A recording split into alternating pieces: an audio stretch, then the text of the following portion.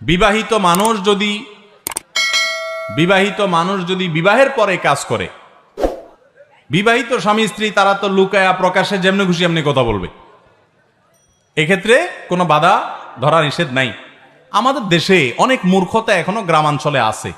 কোনো বিবাহিত ছেলে মেয়ে স্বামী স্ত্রী সম্পর্ক খুব ভালো, সারাদিন ইটিস পিটিস আলাপ সালাপ করে, মেসেজ দেয়, মহব্বত করে, একজন ছাড়া একজন খায় না, বসে থাকে।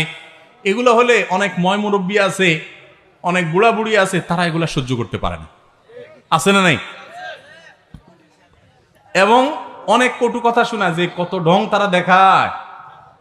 কারণ এই বুড়া বুড়ি বেচারি চিন্তা করে আমাদের জোয়ান বয়সে তো আমরা তো মেসেজ দিতে পারতাম না, মোবাইল ছিল না, হিংসা হয়। তো এটা মূর্খতা। স্বামী স্ত্রীর মধ্যে সম্পর্ক যত নিবিড় হবে, ইমানদার হিসাবে প্রত্যেকটা মুসলমান তত খুশি হওয়া উচিত। কারণ সে যদি স্বামী স্ত্রী পরস্পরের মধ্যে সম্পর্ক ভালো না হয়, তাহলে আরেক জায়গায় যাবে, তার চরিত্র নষ্ট করবে। অতএব নিজেদের সম্পর্ক ভালো থাকাটাই উচিত।